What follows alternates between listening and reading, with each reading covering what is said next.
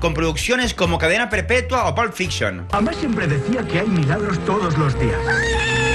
Alguna gente no se lo cree, pero es verdad. Más adelante, un joven español desafió a la muerte con un impresionante salto. Años más tarde, este fruto se convertirá en discordia. Soy yo quien se cruzó en su camino. Rosario, muy pronto. Todo comenzó de una mentira, pero buscando a su madre, la verdad. ¿Tú te acuerdas del circo? Yo apuesto al pelado, tú me das la carpa de tu circo. ¡Suelta a mi hijo! Si tanto te importa tu hijo, entonces ¿por qué lo apostaste? Y la mentira. Le dije que tú habías muerto. Traspasarán el tiempo. ¡Desgraciado! Desde el martes 1 de octubre, Genaro descubrirá ¿Dónde está mi mamá? el secreto de su origen. Muchísimos ecuatorianos tienen caspa. ¿Será que no están haciendo lo suficiente para eliminarla? Hola, ¿cómo estás? ¿Cómo te llamas? Carolina. Carolina, ¿has tenido o tienes caspa? Sí, tengo caspa. ¿Has escuchado hablar de Medicasp? No he probado. Bueno, hoy quiero invitarte a probar Medicasp. Hoy, en este momento, ahora. Bueno. Vamos por aquí. Medicasp se recomienda desde el primer síntoma de caspa. Carolina, ¿qué tal la experiencia? Excelente, me encanta. ¿Cómo sientes el cabello? Está ligero, no me pica. ¿Te cambiarías a Medicasp? Por supuesto, claro, ahorita. Carolina ya se cambió a Medicasp. ¿Y tú? ¿Qué esperas para cambiarte?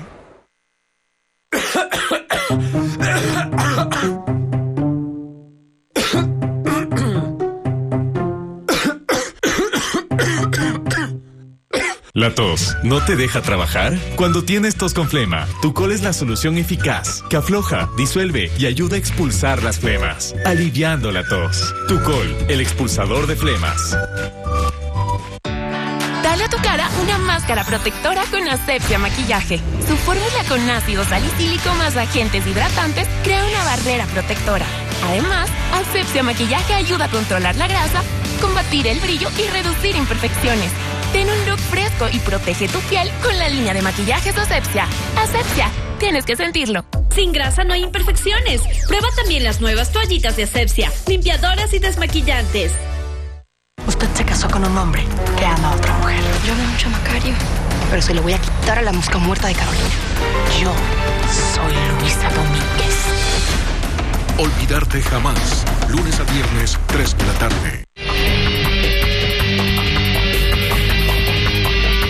Quienes practican el denominado salto base y se convierten durante algunos segundos en verdaderos hombres pájaro, saben que están entre la vida y la muerte. Tal es el caso de un joven español que hizo un salto realmente peligroso, tanto así que ni él podía creerlo cuando vio el video. ¿Por qué?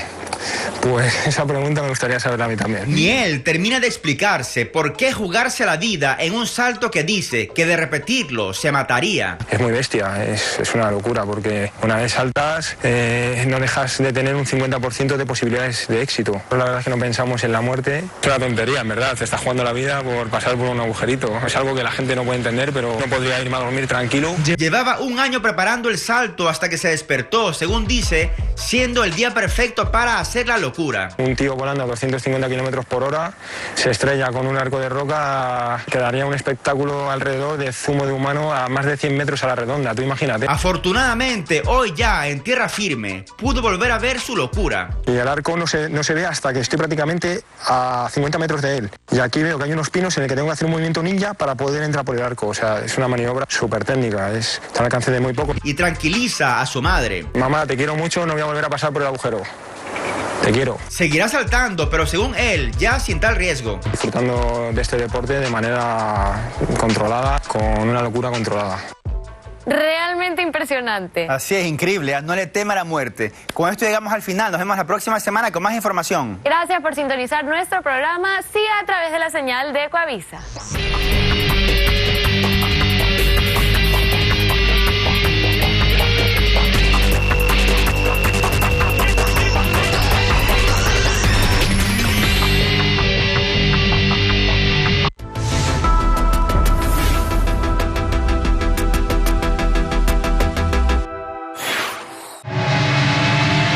La impunidad en el Estado ha sido permanente.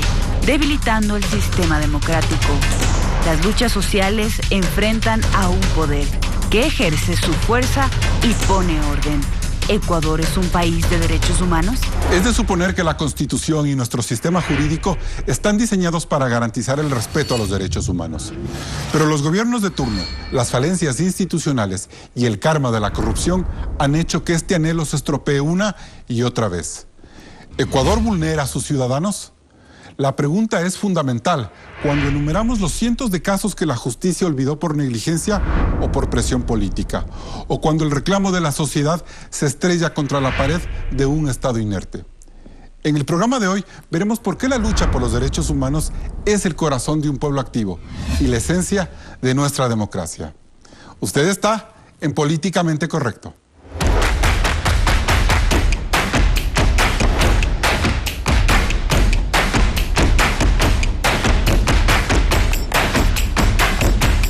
Hoy nos acompañan Gina Benavides, ex defensora del pueblo durante el periodo de transición, activista y catedrática universitaria; Juan Pablo Albán, jurista, especialista de la Comisión Interamericana de Derechos Humanos, ex vocal del Consejo Nacional de la Judicatura Transitoria. Y desde nuestros estudios en Guayaquil saludamos a Vladimiro Álvarez Grau, ex ministro de Gobierno de Osvaldo Hurtado y Yamil Maguad, ex diputado, integra el Comité Evaluador de la Justicia. Gracias por estar un nuevo domingo en Políticamente Correcto. Hoy vamos a hablar de lo difícil que se le ha hecho al país lograr una democracia que respete y garantice los principios fundamentales de la sociedad. Claudia. Así es, Carlos. En Ecuador la lucha por los derechos humanos ha sido constante, sobre todo en estas 4 décadas. La Comisión de la Verdad creada por el expresidente Correa a inicios de su gobierno determinó que entre 1984 y 2008 se identificaron 456 víctimas de derechos humanos, sometidas a 831 tipos de violaciones, en su mayoría tortura, privación ilegal de la libertad, violencia sexual y ejecuciones extrajudiciales. 382 son hombres y 72 mujeres. 238 víctimas se reportaron durante el gobierno de León Febres Cordero entre 1984 y 1988. El resto ocurrió durante los mandatos subsiguientes. El caso más dramático del exceso policial fue la desaparición de los hermanos Restrepo en 1988, cuyos cuerpos jamás se recuperaron, pese a que se develó todo el aparato de represión que el Estado había montado bajo la consigna de defender al Ecuador de la amenaza terrorista que suponían grupos como Alfaro Vive Carajo. Durante el correísmo, el ambiente desfavorable tomó nuevas proporciones. Un informe del portal digital Plan B, con el apoyo de la Fundación para el Desarrollo Panamericano, que es parte de la OEA, determinó que entre 2007 y 2017 se registraron al menos 101 casos de violaciones a los derechos humanos. El abanico es amplio. Y solo en muertes no aclaradas, este reporte habla de 48 casos. Entre los más sonados están el crimen contra Fausto Valdivieso, el asesinato al general Jorge Gabela o las muertes del 30 de septiembre del 2010 durante la insubordinación policial contra Correa. Este informe da cuenta de lo peligroso que resultó denunciar la corrupción, la lucha contra el extractivismo como Yasunidos, sin olvidar el asedio que se gestó contra la libertad de expresión. Los reportes no terminan ahí. Está lo ocurrido en los últimos años con el gobierno de Moreno, donde el hecho más impactante ha sido el secuestro y ejecución de 5 civiles y un militar en la frontera norte, entre ellos del equipo periodístico de El Comercio, donde las responsabilidades del Estado siguen bajo una lenta investigación. Todo este compendio pone al Estado en un señalamiento permanente. Carlos. Gracias, Claudia, por ese reporte y en efecto así es, doctora Gina Benavides. ¿Podemos decir que el Estado ecuatoriano en sus distintas épocas y bajo distintos gobiernos tiende a violar los derechos humanos permanentemente? Bueno, es una pregunta compleja y si después de ver lo que justamente ustedes han preparado nos lleva realmente a constatar que sí, que hay una persistencia en el Estado ecuatoriano a incurrir en violaciones de derechos humanos. Lo que ustedes presentaron es una síntesis de un proceso de violaciones, especialmente a derechos civiles y políticos, que son los que están más confrontados y con los que nos sentimos más familiarizados. Pero uno también tendría que mirar, y creo que ha habido un crecimiento en los últimos años, desde la década pasada y también en lo que va de este gobierno, de una violación sistemática a derechos colectivos, derechos de pueblos y comunidades indígenas. Justamente quería hacer una puntualización, doctora, porque en esta recopilación vimos las violaciones y los excesos traumatizantes de los años 80, cosas que nos horrorizaron y marcaron generaciones por completo. Luego, ese exceso policial o estas desapariciones forzosas ya no se dieron más, aparentemente. Y más bien, como usted dice, cambió el panorama de violaciones hacia otros ámbitos. Pero, ¿cabe en derechos humanos poner en una balanza quién viola más, quién viola menos, o cuáles derechos humanos fueron más vulnerados que otros? Yo creo que en derechos humanos lo importante siempre es mirar los contextos, porque los contextos generalmente de exclusión, de faltas de garantías a derechos económicos, sociales y culturales, al respeto de los derechos colectivos, al respeto de los derechos de la naturaleza, generan ambientes que propician justamente este tipo de violaciones. Algo que es sintomático y que creo que sí es importante reflexionar es que la tónica en todos estos casos es la impunidad, y eso es lo que también resulta preocupante. ¿Y eso viene siempre desde el Estado, doctora? Las violaciones en derechos humanos, su configuración están en la responsabilidad estatal. Ahora, pueden haber también responsabilidades de particulares, pero hay una cosa que uno tiene que tener un acento especial. Si hay una violación por parte de una empresa o por parte de un grupo particular, no es que es la responsabilidad de ellos. También hay responsabilidad estatal porque hay omisión. Perfecto. Cuando un particular comete una violación de derechos es porque el Estado algo dejó de hacer. Doctor Álvarez, buenos días. ¿Por qué a los gobiernos, y le pregunto a usted porque fue exministro de gobierno, se les hace tan fácil cruzar esa delicada línea entre el respeto y el irrespeto a los derechos humanos? Bueno, es fundamental en esto conocer la actitud que tenga quien rige los destinos del país desde el gobierno central, es decir, el presidente de la República fundamentalmente y sus ministros.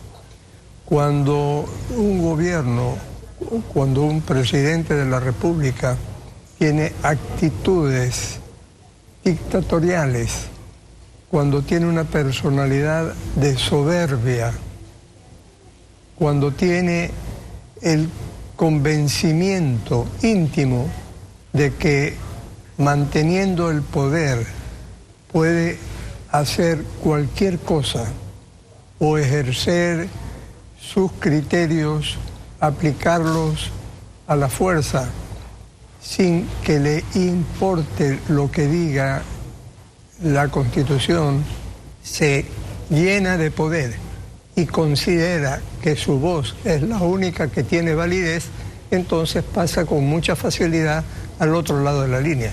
¿Qué pasa cuando hay gobiernos más tolerantes o más democráticos que se ven abocados a tomar medidas duras que terminan siendo violadores de derechos humanos? Yo conversaba con usted antes de pactar esta entrevista que eso le ocurrió, por ejemplo, a un gobierno como el de Yamil Maguad, que terminó, por ejemplo, congelando los depósitos de un grupo de ecuatorianos, y esa acción fue considerada violatoria de derechos humanos para muchos sectores.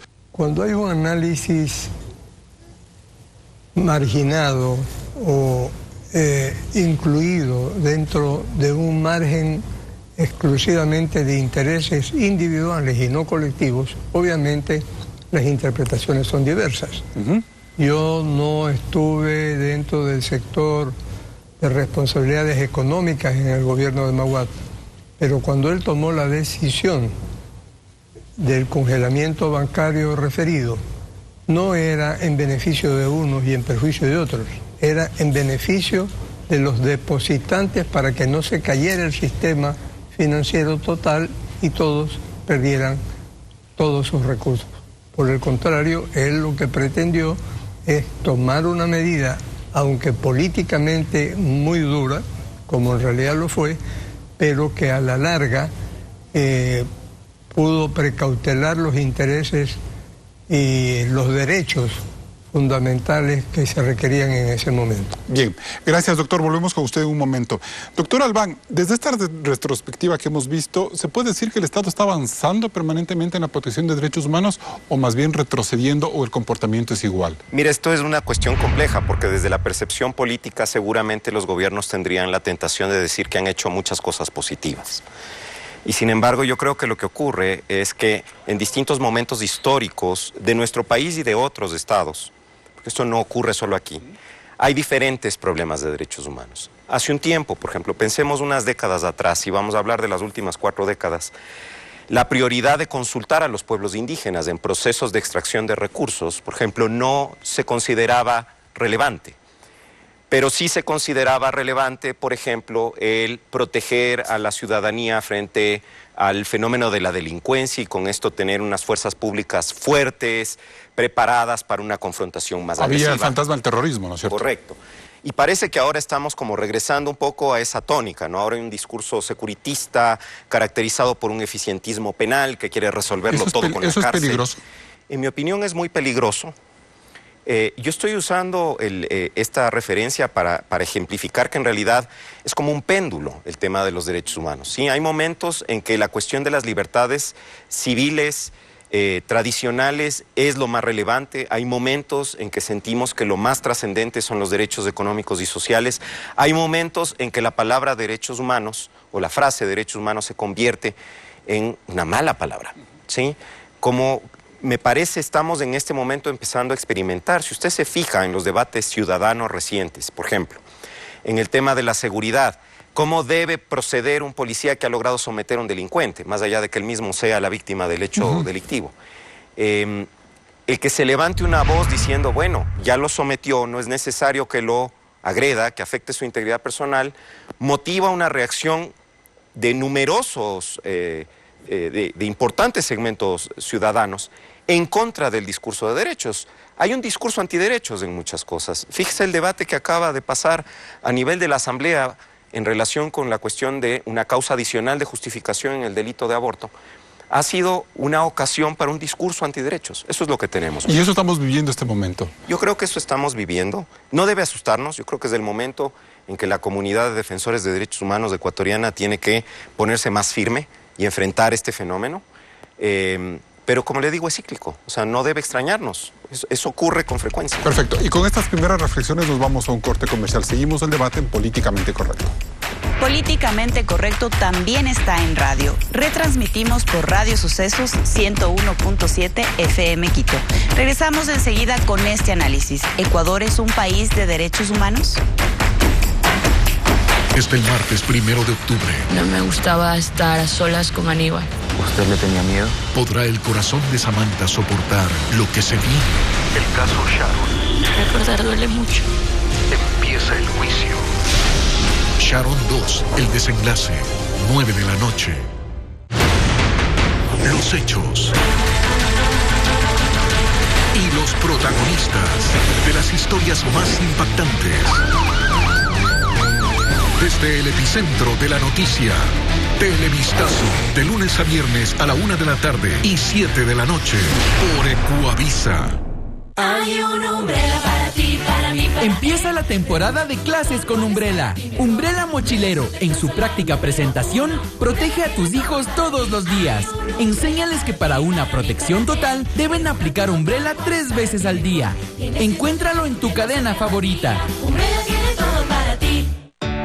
Dale a tu cara una máscara protectora con Asepsia Maquillaje. Su fórmula con ácido salicílico más agentes hidratantes crea una barrera protectora. Además, Asepsia Maquillaje ayuda a controlar la grasa, combatir el brillo y reducir imperfecciones. Ten un look fresco y protege tu piel con la línea de maquillajes Asepsia. Asepsia, tienes que sentirlo. Sin grasa no hay imperfecciones. Prueba también las nuevas toallitas de Asepsia, limpiadoras y desmaquillantes. Coca-Cola sin azúcar. Para ti que quieres tomarte otra. Para ti que no quieres tomar azúcar y para ti que no puedes. Para ti que quieres compartir todo con tu hijo. Y para ti que siempre quieres más. Prueba Coca-Cola sin azúcar para todos desde siempre. Con Suavitel Complete. Mientras salimos en familia. Enjuago. Cuido los colores de la ropa. Lancho. Y ahora hasta los protejo de las manchas. Suavitel Complete es la solución todo en uno para tu ropa. Pásate a la vida Complete. Nuevo Suavitel Complete. Completo como el amor de mamá. Encuentra la nueva fragancia Flor de Primavera disponible también en tiendas. Muchísimos ecuatorianos tienen caspa. ¿Será que no están haciendo lo suficiente para eliminarla? Hola, hola, ¿cómo estás? ¿Cómo te llamas? Carolina. Carolina, ¿has tenido o tienes caspa? Sí, tengo caspa. ¿Has escuchado hablar de Medicasp? No, no he probado. Bueno, hoy quiero invitarte a probar Medicasp. Hoy, en este momento, ahora. Bueno. Vamos por aquí. Medicasp se recomienda desde el primer síntoma de caspa. Carolina, ¿qué tal la experiencia? Excelente, me encanta. ¿Cómo sientes el cabello? Está ligero, no me pica. ¿Te cambiarías a Medicasp? Por supuesto, claro, ahorita. Carolina ya se cambió a Medicasp. ¿Y tú? ¿Qué esperas para cambiarte? Rico o pobre, justos y pecadores. Nunca voy a arrepentirme. El lunes 30 les llegará el día del juicio. Ayúdame. En el capítulo final de El Rico y Lázaro, 10 de la noche. La justicia es el punto más delicado cuando de investigar las violaciones a los derechos humanos se trata. Pongamos 3 casos como ejemplo. El más reciente tiene que ver con el secuestro y asesinato en la frontera norte de 5 civiles y un militar a inicios del 2018. Si bien estos ecuatorianos, entre ellos del equipo periodístico de Diario El Comercio, fueron acribillados por grupos armados ilegales colombianos, las investigaciones en la Fiscalía no arrojan resultados para determinar las condiciones en que se produjeron estas masacres. Las falencias del Estado y sus autoridades al no garantizar la seguridad en la zona, así como los tentáculos del narcotráfico. Ante las inconsistencias en el proceso sobre el asesinato del excomandante de la FAE, Jorge Gavela, en diciembre del 2010 bajo el móvil de delincuencia común, la Fiscalía reabrió el caso. La lucha incansable de Patricia Ochoa, viuda de Gavela, puso a los políticos contra las cuerdas y obligó a que la justicia retome la hipótesis de que su crimen fue por denunciar irregularidades en la compra de 7 helicópteros DRUF de pacotilla. El tercer informe pericial que se abrió durante una investigación interna del correísmo, siguiendo este escenario, se traspapeló por varios años. El Estado tiene un desafío por aclarar este caso. Finalmente están los hechos del 30 de septiembre del 2010, día de la insubordinación policial contra Correa, en el que murieron 5 personas, hubo 1.550 procesados y 14.000 sanciones disciplinarias y administrativas. Las circunstancias del operativo de rescate del presidente no están claras. Por 16 ocasiones se ha pedido la desclasificación de los archivos del caso y tras declararse la nulidad de la investigación para determinar el origen de la bala que mató al policía Froilán Jiménez, el caso sigue en etapa previa. Mañana se cumplen 9 años de una pesadilla, donde mucha gente advirtió que la presión política en la justicia incidió en muchos fallos. Hay casos que están por prescribir. Carlos. Así es, Claudia. Doctor Albán, ¿cuál ha sido el papel de la justicia en el entorpecimiento de estos juicios, de este esclarecimiento a la verdad? La justicia ha tenido un rol muy protagónico en la persecución en el marco de ciertos regímenes. Lamentablemente, la justicia ha servido de instrumento justamente para garantizar impunidad en ciertos casos. Los casos que se utiliza para ejemplificar esta situación son muy decidores. Son casos en los que ha imperado la impunidad. En los 2 primeros, la impunidad de quienes perpetraron esos asesinatos y en el segundo, la impunidad de los propios operadores de justicia que a través de sus actos permitieron que personas inocentes sean procesadas y encarceladas. En el Consejo de la Judicatura Transitorio que yo integré, en agosto del año pasado se tomó una decisión por parte del Pleno, se creó una mesa de investigación. Hay una investigación muy completa, un informe muy detallado sobre cómo la justicia sirvió para perseguir y sin embargo el actual Consejo de la Judicatura no ha movido un dedo para implementar las recomendaciones. Eso le iba a preguntar, es decir, duró esa comisión de persecución política hasta que terminó la transición prácticamente, ¿no es cierto? Sí, y es muy curioso porque se supone que seguimos viviendo este proceso de transición de un régimen de abuso a un régimen democrático. ¿Y a quién se está tratando entonces de proteger cuando no se toma acciones frente a información que ya se encuentra debidamente documentada? Doctor, ¿hay razones para seguir esperando que avancen las investigaciones en el caso de los secuestros y asesinatos en frontera, o ya no es tolerable que casi 2 años hayan pasado y no se sepa cuáles son las responsabilidades del Estado en este caso? Yo creo que hay que marcar 2 momentos. Yo esto le digo porque soy parte del equipo de abogados de las familias, del equipo periodístico del Comercio, y sé qué es lo que ha ocurrido en términos de la asignación de trabajo dentro de la Fiscalía. En un primer momento, en mi opinión, había una deliberada intención de ocultar información. La fiscal que actualmente tiene el caso está tratando de hacer cosas, le ha pedido mucha información relevante y que es, entre comillas, clasificada a instituciones del Estado, pero curiosamente hasta ahora no le contestan. Y yo no entiendo si es que el ánimo, según dijo el presidente en su momento, era contribuir para el pleno esclarecimiento de la verdad de esos hechos.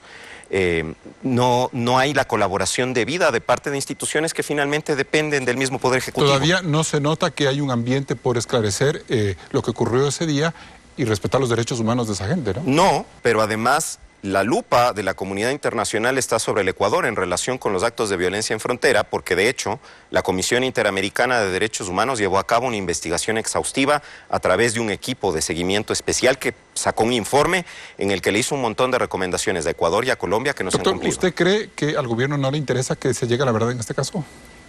Mire, quiero pensar que al gobierno sí le interesa que se llegue a la verdad, pero al momento, lamentablemente, los indicios que tenemos sugieren que habría gente al interior de las estructuras de poder que no quiere que se sepa la verdad. ¿Y usted se siente, doctora Jenna Benavides, satisfecha con el lento avance que tomaron casos como el de Jorge Gabela al decidir reabrir la investigación y al igual que el caso de Froilán Jiménez, que por enésima vez se trata de buscar una verdad desclasificando documentos? Yo creo que en Ecuador tenemos un problema crónico con la administración de justicia y se han hecho muchísimos intentos por mejorar el sistema de administración de justicia porque ha sido una demanda ciudadana y una demanda de una exigencia de una administración de justicia eficiente, independiente y eficaz. Y lo que uno puede constatar, estos son casos y son casos que se han posicionado por la fuerza de sus familiares, por la fuerza y la convicción para decirle a la Administración de Justicia, vea, esto está pasando y aquí usted no ha investigado. En muchos de los casos son los propios familiares los que investigan, porque igual los operadores les dicen, no tengo recursos, entonces les toca a los familiares, son los que posicionan públicamente. Y resulta paradójico que en un Estado constitucional de derechos y justicia sean los familiares, sean las propias personas las que tienen que mover ejercer presión para que sus casos salgan. ¿Esta etapa de transición cree usted que esté garantizando el derecho que tiene la viuda del general Gabela o los familiares de Froilán Jiménez de que finalmente se llegue hasta las últimas consecuencias a determinar qué ocurrió y cómo ocurrieron estos 2 hechos? La convicción en este caso de la señora viuda de Gabela y también de los familiares en el otro caso son las que han posicionado el caso. El gobierno y la Administración de Justicia está interpelada en estos casos. La opinión pública está pendiente de estos casos y yo creo que además esa convicción se va a mantener.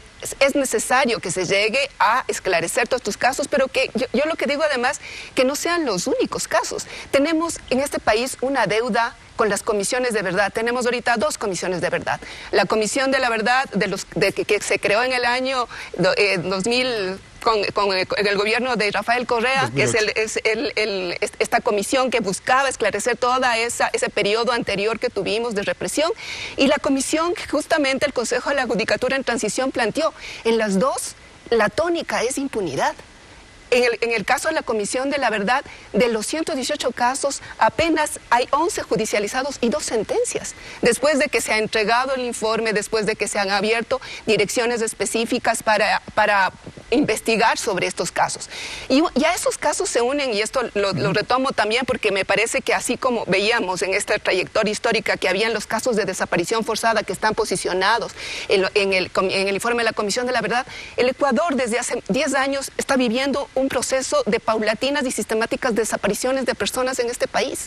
Que no necesariamente son culpa de un gobierno o del Poder Ejecutivo como tal, ¿no es cierto? Sino más bien que es un problema de Estado, conflicto estatal. Ahí no hay, o sea, no se configura como una desaparición forzada porque no se ha llegado a determinar que hay un agente estatal que haya provocado la desaparición. Sin embargo, sí es responsabilidad del Estado. Si yo en un país vivo y en ese país no tengo la seguridad de que mañana salgo y me secuestran a mi hijo, o desaparecen a mi hijo o a mi hija o a una persona incluso adulto mayor, una persona que tiene enfermedades catastróficas, y son 42.000 casos entre 2014 y 2018, 42.000 casos de desapariciones. Y claro, lo que se mantiene es bueno, algunas son desapariciones involuntarias, pero algo sistemáticamente está pasando en el país. Vamos a hablar de eso más adelante.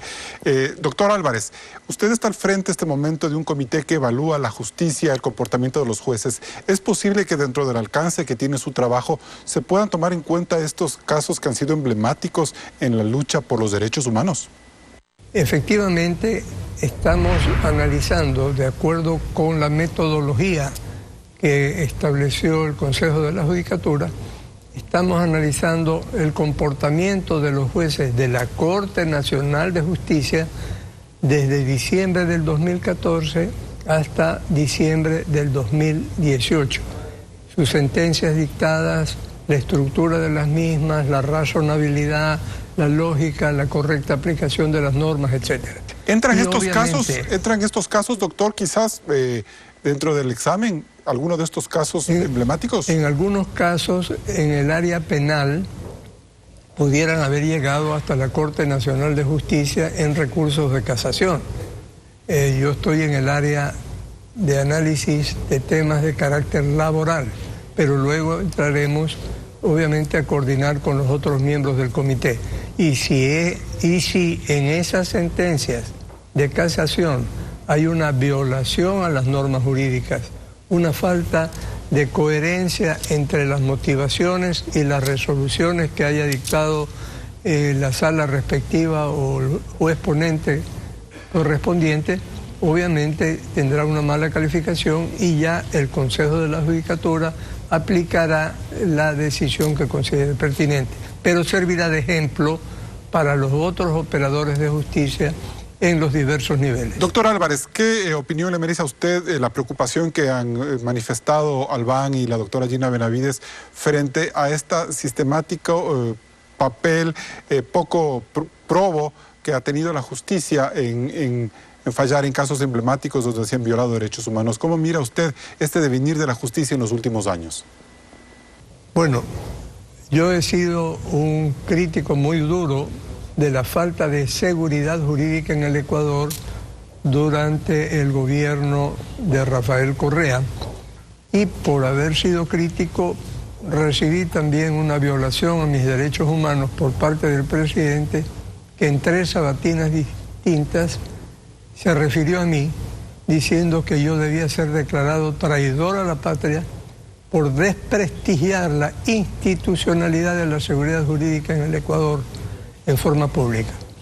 Es decir, yo tengo la convicción de que cuando el presidente Correa resolvió y luego declaró pública y cínicamente que querían meter la mano en la justicia, realmente eliminó la independencia de la función judicial con respecto a otros poderes del Estado y sobre todo del gobierno, y de allí que se hayan cometido tantas violaciones a la ley y decisiones de injusticia. Y hay que tener presente algo que es importante para todos los operadores de justicia. La verdad, mis queridos amigos, se la busca hasta que se la encuentra, o lo que se está buscando no es la verdad. Perfecto. Nos vamos a un nuevo corte comercial. Seguimos en Políticamente Correcto. El Estado está en un constante conflicto al momento de garantizar los derechos humanos de todos. El análisis luego del corte, aquí en Políticamente Correcto.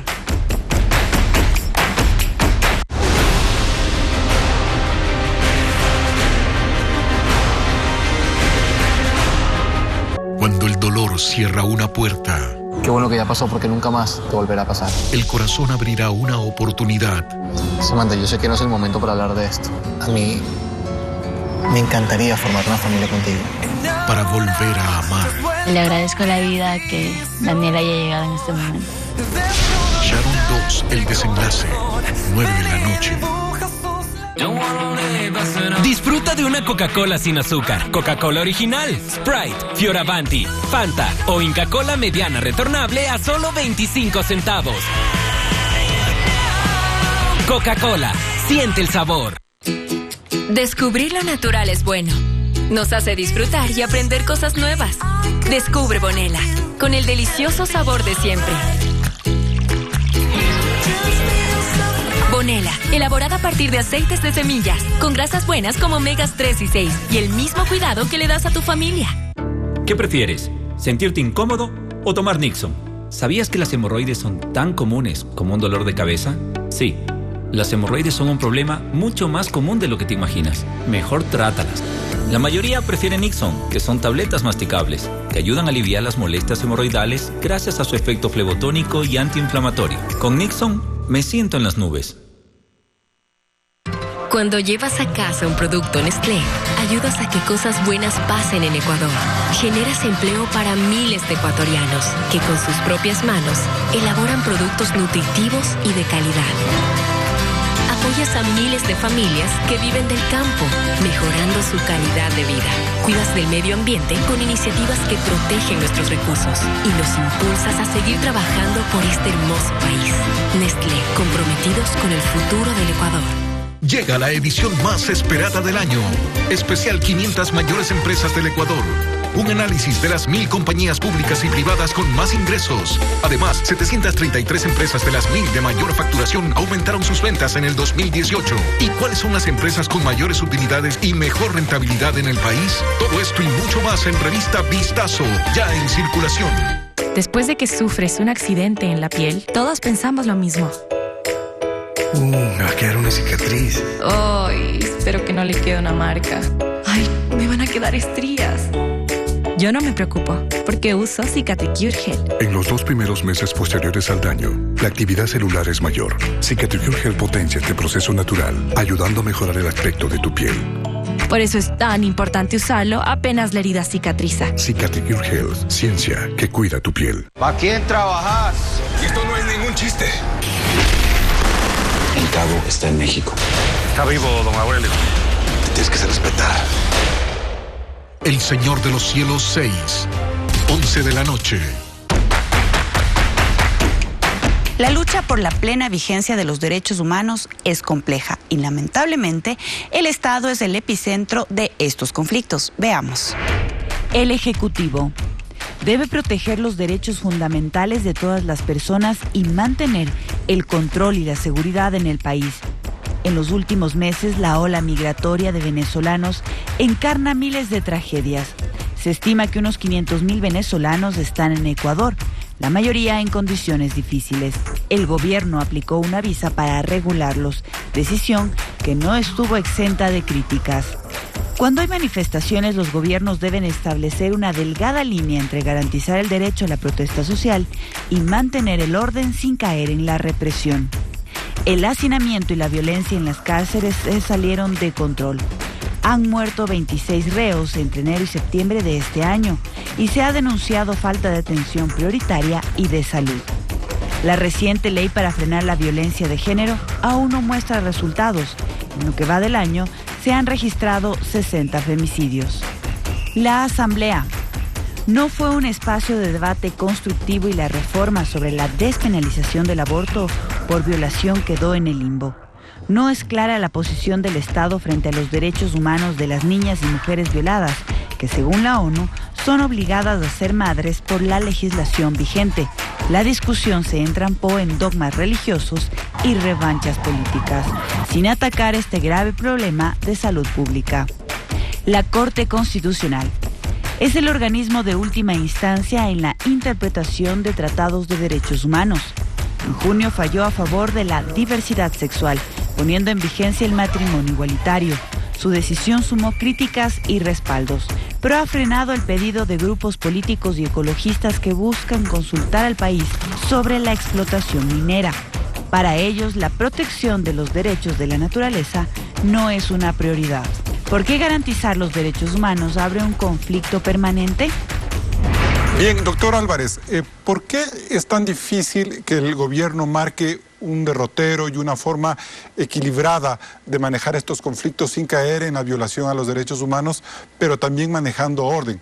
Le pongo un ejemplo. Estamos viendo en estos días un paro en Carchi en donde se ven tensiones entre los manifestantes y la policía, pero más allá de eso hay la necesidad de mantener orden, pero también escuchar el clamor de la ciudadanía. ¿Cómo hacer esa disquisición? Bueno, en esto lo más importante es buscar una metodología de solución del conflicto. Y para eso primero hay que definir cuáles son los puntos fundamentales de la controversia, del conflicto, del reclamo, de la protesta. Y luego encontrar mecanismos de diálogo apropiados en que se escuchen los planteamientos y reclamos de una parte y se escuchen las posibilidades de la otra parte. El diálogo en esto es fundamental para que el gobierno, los gobiernos en general, encuentren una solución a los problemas en lugar de mantener la confrontación, los enfrentamientos, los reclamos, las agresiones, en un momento determinado los actos de violencia vengan de donde vinieran, sea por parte de los reclamantes o del gobierno. Doctor, ¿qué significa ejercer el derecho de la autoridad por parte de un gobierno? ¿Cómo entender ese principio básico dentro de una democracia, que es mantener el orden, el control y evitar desmanes? Bueno, fundamentalmente, de acuerdo con la Constitución y la ley, aplicar las atribuciones, que también son obligaciones de los gobernantes. Muchas veces los gobernantes se apartan de esas atribuciones y creen que pueden resolver los problemas aplicando su voluntad a como dé lugar, aunque sea violando la ley, y eso no puede ser. Gracias, doctor. Gina Benavides, usted, por ejemplo, ha sido excesivamente crítica con la forma en la que el gobierno actual ha manejado el tema de la crisis humanitaria de los venezolanos. Incluso se opusieron a que haya controles de pasado judicial para ellos y ahora hay un mecanismo de regulación y visa. Pero ¿no es importante también que el Estado garantice orden en la sociedad, que no haya una oleada demasiado grande que afecte empleos y genere problemas de orden social, hasta de delincuencia? Bueno, el tema de movilidad humana ha sido un tema también recurrente, no es solamente de hoy. El tema de las medidas que el Estado ecuatoriano adopta frente a la presencia de población de otras nacionalidades, ya lo vivimos. Lo vivimos en la década pasada cuando se establecieron controles para la población colombiana, para la población cubana, para la población de países africanos. Y los argumentos en ese momento eran exactamente los mismos que ahora. Y que había problemas porque este incremento a la población traía delincuencia, que las personas que venían generaban desplazamiento de la mano de obra nacional. ¿Pero eso no es verdad? No es verdad. Yo en eso quisiera recalcar, porque me parece que son argumentos, y son argumentos que no se utilizan solo en este país, se utilizan en muchos otros países. Y ahí lo que es fundamental es, si se considera que hay un incremento de la delincuencia, se tiene que demostrar en cifras. Si uno va y ve las estadísticas de cuánta población extranjera, y en este caso la población venezolana, no llegan ni al 5%. Si uno dice cuánto hay de desplazamiento de la mano de obra nacional, un reciente estudio del Banco Mundial estableció que si uno ve la incidencia que ha tenido la presencia de la población venezolana, no es que está desplazando a la mano de obra nacional. Entonces, ¿cuál es la lógica del Estado al reprimir, entre comillas, los derechos de esta gente que viene al país? Yo creo que, y eso es lo que yo digo, en derechos humanos uno tiene que ser consciente de que, primero, el pasar de una frontera a otra no me quita mis derechos. No puede ser un mecanismo por el cual yo he perdido la potestad de ser considerada una persona con dignidad. ¿Y qué es lo que está pasando con muchos de los migrantes venezolanos y sobre todo con las medidas? Yo niego que haya medidas, que se puedan establecer algunas medidas y que sean medidas que el enfoque sea distinto. Si uno pone medidas en la frontera, por ejemplo, para establecer sistemas de registro, como hacemos cualquiera de nosotros cuando vamos a otros países. Estamos previniendo. Estamos previniendo, pero estamos también garantizándole a esas personas saber de su seguridad. ¿Cuántas personas desaparecen en los trayectos migratorios y ni siquiera podemos tener la constancia de que haya un registro que pasó por ahí? Perfecto. Esa persona? Juan Pablo Albán, ¿el garantismo puede llegar a ser un sinónimo de impunidad cuando somos hipergarantistas? Bueno, el modelo constitucional se inspira en una filosofía que se llama garantismo constitucional. De la mano con eso deberían ir ciertos ajustes a nivel de la normativa inferior. Por ejemplo, el sistema penal debe ser un sistema de derecho penal mínimo. Así lo propugna el propio Código Orgánico Integral Penal. Yo creo que eso es una excusa. Cuando se dice que estamos siendo demasiados garantistas, estamos tratando de excusar el hecho de que hay muchos problemas en materia de derechos humanos que no somos capaces de superar. Creo que la raíz del problema es una cuestión cultural. Hay que ver los derechos humanos desde el ente cultural. Hay una pobre educación en ciudadanía. Los ciudadanos no saben cómo reclamar sus derechos, no están empoderados. Cuando reconocen cuáles son sus derechos, creen que solo los tienen ellos y que los demás no los tienen. Hay un poco respeto a la institucionalidad, hay inestabilidad en la democracia constantemente. Ahora vivimos en democracia, pero aún así, mire usted el pleito entre el Consejo de Participación Ciudadana, el Ejecutivo, el Legislativo, y eso es constante, eso nos pasa todo el tiempo. Y yo, en lo personal, creo que eso es lo que nos conduce a considerar que en la sociedad existen desechables, que hay parias, que hay gente sin derechos. Pero ¿qué pasa, por ejemplo, cuando la ministra del Interior decía la semana pasada en este programa que ella ha visto que el flujo migratorio venezolano y el índice de desempleo más o menos van de la mano, se parecen mucho? Es decir, que el desempleo es una consecuencia de esta población migratoria y ante eso la sociedad ha pedido respuestas y ha pedido resultados y uno de ellos ha sido regular con visas, que es algo que ha cuestionado Gina Benadiz. Con todo el respeto a María Paula, a quien conozco hace muchísimos años, yo creo que la posición política que ella en este momento ocupa le está llevando a tratar de legitimar su actuación, de subir su perfil político, porque además es evidente, aquí mismo se dijo, tiene otras aspiraciones, pero en realidad lo que nos está conduciendo a ese tipo de discurso que ella tiene es al más básico de los debates en derechos humanos, ese que nos proponía Hannah Arendt, el derecho a tener derechos. ¿Quién tiene derechos? Y no deberíamos, en pleno siglo XXI, en el año 2019, estar debatiendo si hay categorías de personas que no tienen derechos. Creo que eso está superado. También yo quisiera agregar, hay que ser coherentes. Nuestro país ha tenido olas migratorias sumamente fuertes y esos mismos discursos que se posicionan aquí se posicionaban afuera. Y ahí nosotros como Estado reclamábamos y decíamos, tienen que darles las garantías a nuestros ecuatorianos en el exterior, no les acusen de que son delincuentes. Se los decía eso. Y algo que sí también quisiera agregar, que me parece que es importante. Brevemente porque voy a corte. Sí, es el tema de que también la lógica de quienes administran, de quiénes son las autoridades, tiene que ser distinta. Una autoridad tiene que saber que tiene límites y además tiene que hacer una labor de prevención. Aquí estamos siendo reactivos, solo vamos cuando hay la violación en lugar de prevenir los conflictos. Lo que nos decía Vladimiro Álvarez hace un momento, nos vamos a un corte comercial. Políticamente Correcto está en las redes sociales. Síganos en nuestras cuentas oficiales en Twitter e Instagram. Volvemos con más de este debate. ¿Ecuador es un país que defiende los derechos humanos? Rico o pobre, justos y pecadores. Nunca voy a arrepentirme. El lunes 30 les llegará el día del juicio. Ayúdame. En el capítulo final de El Rico y Lázaro, 10 de la noche.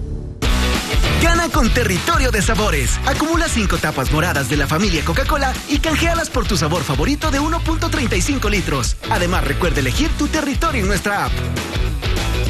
Las toallitas húmedas Pequeñín cambiaron para mantener los bebés tan libres que empiezan a mover la cola, a limpiar la cola, a cuidar la cola. ¡Wow, qué colita! Se ve que usan nuestras toallitas. Hechas con agua pura, úsalas con locura. No tiene parabenos, tenemos el ok. Hechas con almendra, que hidrata, aloe y caléndula. Que humectan y suavizan, baby. Nutre la piel y mucha agua también. Cuidado natural para los peques. Cuando llevas a casa un producto Nestlé, ayudas a que cosas buenas pasen en Ecuador. Generas empleo para miles de ecuatorianos que con sus propias manos elaboran productos nutritivos y de calidad. Apoyas a miles de familias que viven del campo, mejorando su calidad de vida. Cuidas del medio ambiente con iniciativas que protegen nuestros recursos y nos impulsas a seguir trabajando por este hermoso país. Nestlé, comprometidos con el futuro del Ecuador.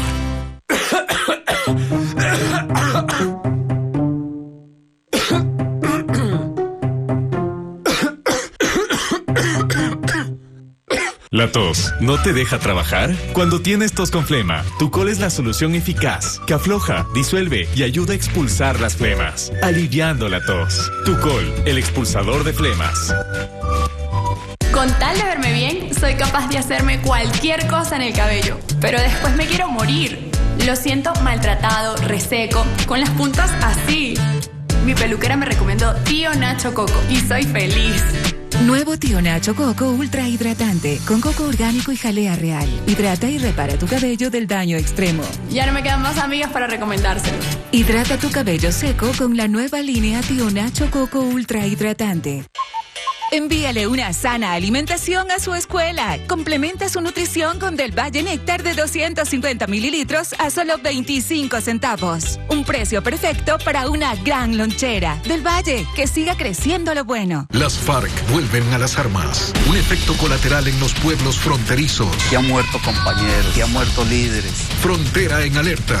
Un informe de Visión 360. Hoy 10:30 de la noche.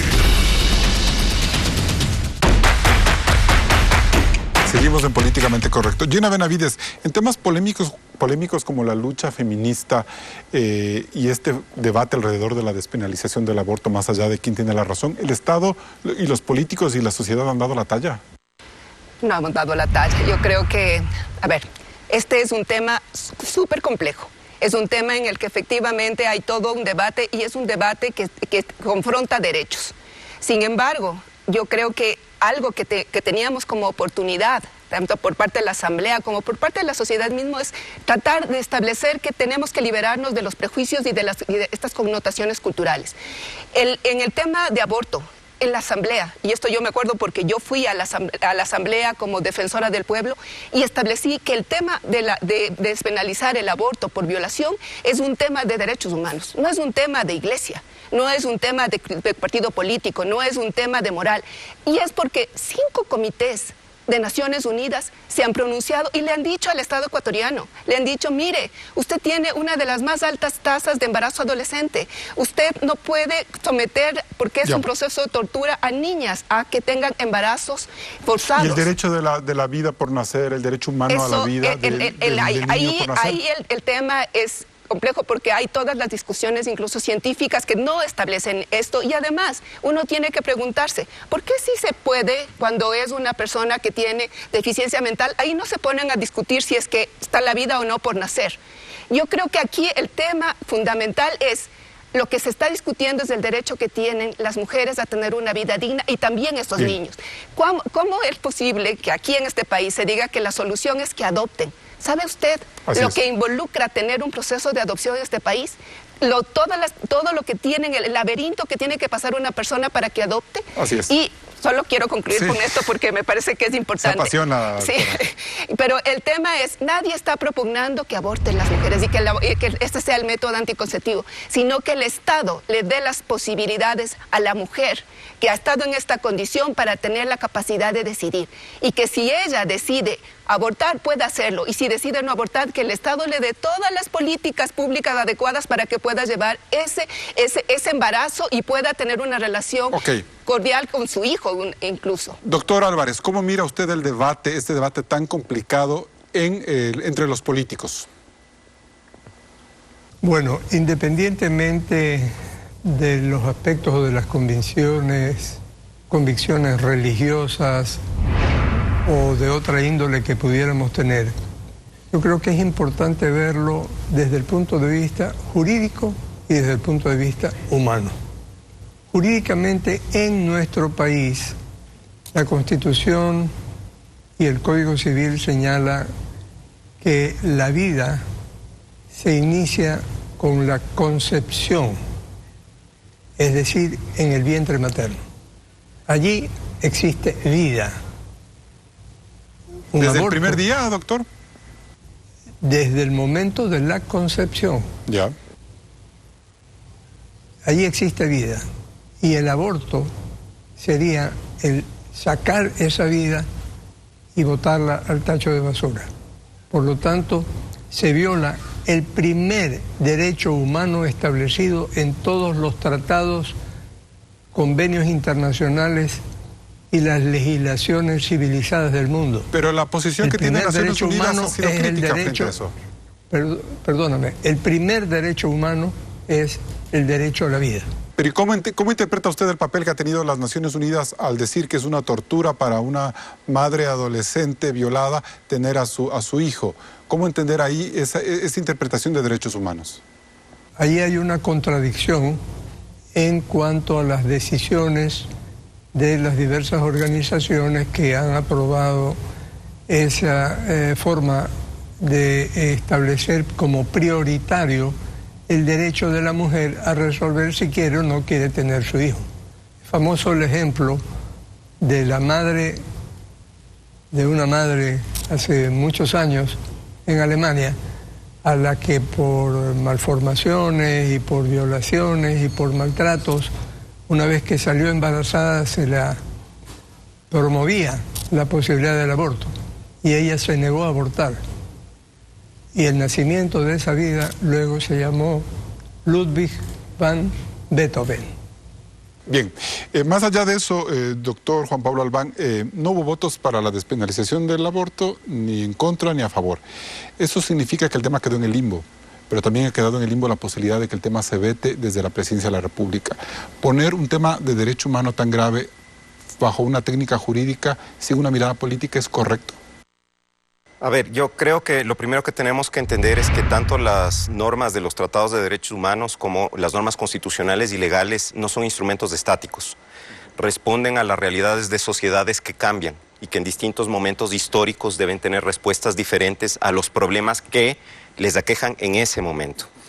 Creo que desde el punto de vista político, el presidente de la República tiene en este momento la oportunidad de demostrarle al país que efectivamente él está a favor de los derechos de las personas y entre esos derechos, yo no tengo ninguna duda, se encuentra el de la mujer que ha sido víctima de un acto de agresión contra su integridad sexual y que tiene, en consecuencia de ese acto, un embarazo, de dar por terminado ese embarazo y no ser forzada a escoger entre llevar a cabo ese embarazo hasta el final o ir a la cárcel. ¿Y el derecho a la vida desde la concepción que anota el doctor Álvarez? Mire, creo que lo primero que tendríamos que discutir es desde un punto de vista científico, en lo que no existe acuerdo, coincido con lo que planteó Gina. ¿Cuál es el momento de la concepción?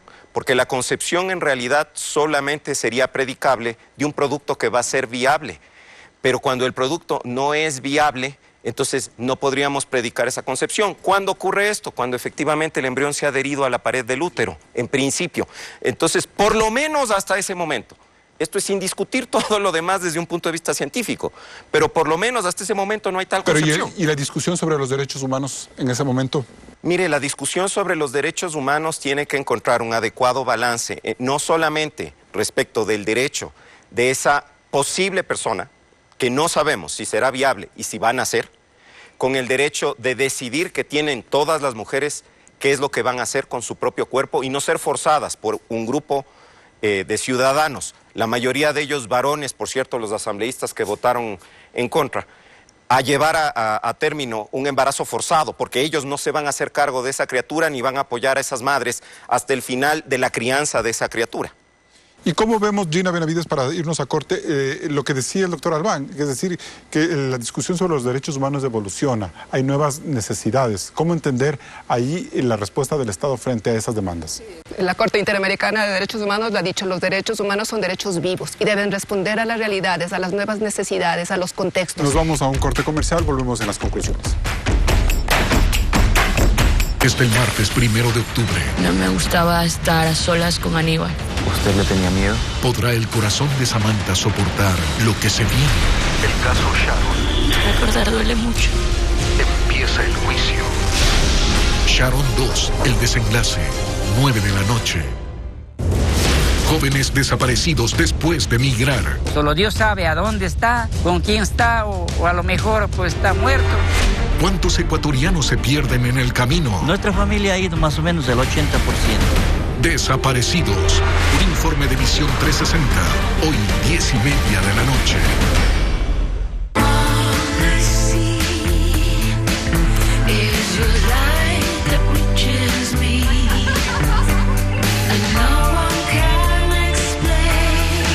Jabón tiene emolientes humectantes que equilibran el nivel de humectación de tu piel, sin dejar sensación grasosa. Duet, sé tú misma. Ay, los achaques. Esos momentos que llegan después de los 40, donde lo más natural se vuelve todo un desafío. Para esos achaques, toma Jellycard. Jellycard es 100% Fortigel, colágeno bioactivo. Prolonga la vida de tus articulaciones, sin azúcar, sin grasa, sin cambiar el sabor de tus bebidas. Con un sobre de Jellycard al día, disfruta la vida en movimiento. Y para mantener tus músculos, toma Jellycard Action. Proteínas bioactivas que recuperan la fuerza y masa muscular. Sin azúcar, sin grasa, sin cambiar el sabor de tus bebidas. Con Jellycard, mantente en movimiento. Mujeres en Acción presenta Más Poder en Plásticos. Comenzamos a hacer empanadas para la venta. Creció el negocio y la grasa también. Pero encontré el nuevo Acción Poderoso en plástico. Su nueva fórmula arranca la grasa y tiene más poder en plásticos. Acción, 100% efectivo contra la grasa. Yo quiero bailar y X-Ray me voy a tomar. Yo alivio mis dolores con X-Ray, de articulaciones con X-Ray. Yo me tomaría mi X-Ray 3 veces al día. Ya no me siento lento con X-Ray. Es libertad de movimiento con X-Ray. X-Ray ayuda a aliviar el dolor y la rigidez en las articulaciones. X-Ray es libertad de movimiento. Antes te pedían autógrafos, ahora es más, Valeria, una selfie. Entre más expresiva eres, más se marcan las arrugas justo aquí. Pero yo no voy a dejar de reírme solo por no arrugarme. Yo uso Cicatricure Blur and Filler. Tiene un efecto frío inmediato. Realiza el contorno, te rellena las arrugas, las bolsas se van reduciendo y esas ojeras que te hacen ver cara de cansada se notan cada vez menos. Reírse con ganas es lo más rico de la vida. Prueba el nuevo Cicatricure Contorno de Ojos Blur and Filler. Ciencia que cuida tu piel. ¿Para quién trabajas? Esto no es ningún chiste. El cabo está en México. Está vivo, don Aurelio. Te tienes que hacer respetar. El Señor de los Cielos 6, 11 de la noche. Entramos en la etapa de conclusiones. Doctor Vladimiro Álvarez, ¿cuál es el compromiso políticamente correcto al que debe llegar el Estado para garantizar el respeto de los derechos humanos? Tener el convencimiento de que hay que ofrecer, sobre todas las cosas, seguridad jurídica integral en nuestro país. Y la seguridad jurídica no solamente comprende, como muchos piensan, el hecho de que haya policía o el hecho de que haya militares. La seguridad jurídica implica el respeto al marco constitucional, normativo y legal dentro del cual los ciudadanos y los seres humanos podemos actuar con respeto a los demás. Gracias. Doctora Gina Benavides. Creo que es fundamental que el Estado ecuatoriano reconozca además que tiene obligaciones específicas, que los derechos que están consagrados en la Constitución y en los instrumentos internacionales le ponen límites y que esos límites le demandan que cuando ejerce funciones de seguridad tiene que hacer un uso controlado de la fuerza.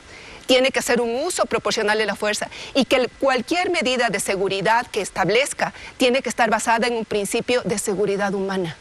El centro debe ser la protección de las personas, de los colectivos, de las comunidades. Y yo agregaría además algo. Este Estado, el Estado ecuatoriano, reivindica junto con los derechos humanos, los derechos de la naturaleza. Y en este país el gran reto que tenemos es cómo convivir, cómo además sentirnos parte de esa naturaleza, protegerla, porque si se destruye, nos vamos a destruir todos también. Juan Pablo Albán, ¿qué es lo políticamente correcto? Carlos, yo creo que lo políticamente correcto sería que los ecuatorianos aprendamos a ser más empáticos, que aprendamos a reconocernos en el otro, a ponernos un momento en sus zapatos, a entender cómo nos sentiríamos si estuviéramos en situación de cárcel, en situación de calle, en situación de movilidad, en situación de pobreza. Tenemos que respetar la individualidad de los otros, resignarnos a que ellos tienen derechos y no somos nosotros quienes decidimos qué derechos tienen o cuándo los tienen. Yo creo que es un momento para que aprendamos a celebrar más que a despreciar las diferencias y aprendamos a convivir con personas que no son en todos sus aspectos, en sus condiciones personales, iguales a cómo nosotros vemos la vida. Y bien, en este programa hemos visto el poco interés que ha mostrado el Estado a lo largo de su historia por garantizar el fortalecimiento de los derechos humanos en el país. Ha sido ineficiente a la hora de procesar los conflictos y terriblemente autoritario en determinados episodios cuando ha controlado políticamente a la justicia y con el uso excesivo de la fuerza a su favor. Cientos de historias de impunidad y muchas otras de valentía han labrado el avance de nuestra sociedad. Ecuador debe presionar porque el Poder Judicial sea independiente y rinda cuentas también.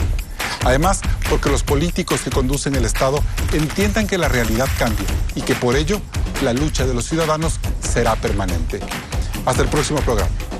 Defender los derechos humanos no solo es cuestión del Estado, sino de todos los ecuatorianos. Que a nadie le falte un solo derecho. Nos vemos el próximo domingo. Siga con la señal de Coavisa.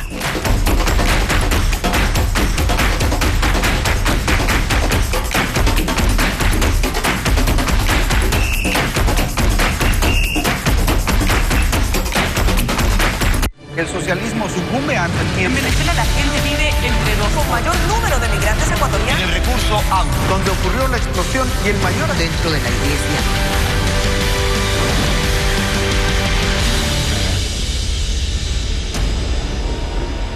Amigos, bienvenidos. Desde hace más de medio siglo, cientos de mecheros de gas permanecen encendidos en la Amazonía ecuatoriana. Estas antorchas sirven para quemar los gases tóxicos de la explotación petrolera, pero su combustión genera peligro para la salud humana. Hay más críticas ante este procedimiento porque ese combustible podría usarse en vez de dejarlo quemar, por lo que significa un desperdicio millonario para el Estado. Petroamazonas ya está iniciando un cambio de tecnología para aprovechar esta fuente energética, pero la presencia de los más de 400 mecheros todavía representa un riesgo demasiado alto para quienes habitan en la Amazonía.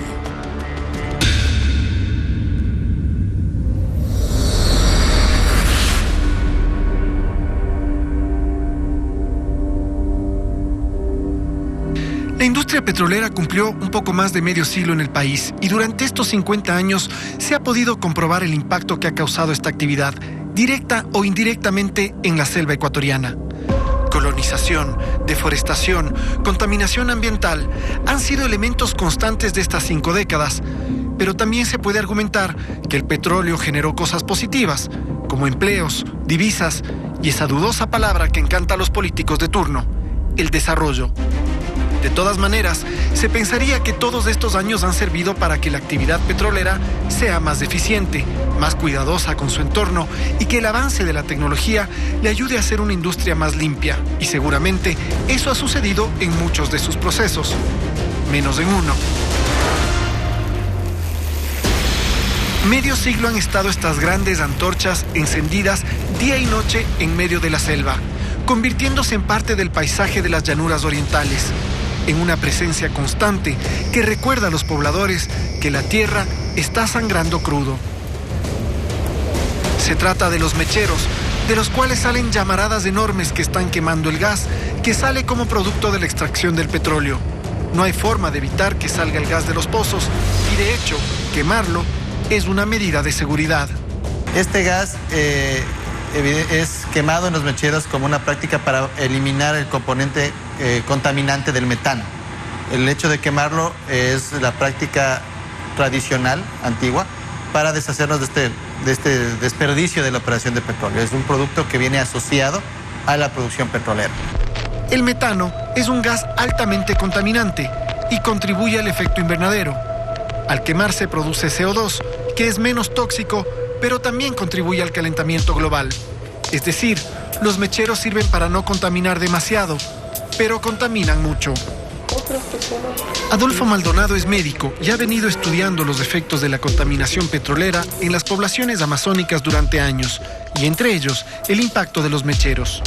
Los mecheros están soltando una serie de sustancias tóxicas que están cayendo sobre los techos de las viviendas, y es de ahí de donde la población recurre al consumo de agua. En las provincias amazónicas se solía utilizar el agua de los ríos y los esteros para el consumo humano, pero la industria petrolera ha vertido crudo en estas fuentes de agua durante años, contaminándolas. Es por eso que los pobladores han recurrido a la lluvia para proveerse del líquido vital. Pero la contaminación también les llega desde el cielo. Si no llueve unos 8 días, primero hay que dejar unos 15 minutos que pase la lluvia, después de 15 minutos comenzar a recolectar esa lluvia para nuestro consumo humano, porque esa lluvia realmente, como te digo, es un agua negra, es un agua con sabor porque la hemos probado, se la ha probado y huele a humo, entonces realmente la desechamos. Donald Moncayo es oriundo del Lago Agrio. Actualmente se dedica al activismo ambiental, denunciando las malas prácticas de las petroleras y dando a conocer a través de tours tóxicos cómo se produce la contaminación. Esta vez, él nos condujo a algunos mecheros para sentir de cerca su impacto. Estamos aquí en el Campo Drago junto a Donald Moncayo. Tenemos una verdadera colección de insectos en nuestras manos, insectos muertos por el calor. Por la noche, la luz del fuego atrae a millones de insectos que terminan chamuscados ante el intenso calor. ¿Y a cuánto estaremos de temperatura en este minuto, Donald? En este mechero nos encontramos más o menos a 64 grados de calentura, o sea, aquí no vas a encontrar vida. Ajá. Porque el suelo, o sea, donde estamos pisando en este momento, ya puedes estar sintiendo que te queman los pies. Tratamos de resistir el calor para conseguir las imágenes, pero es como trabajar dentro de un infiernillo. Yo sí quiero que vea todo este cementerio de insectos. No es solamente lo que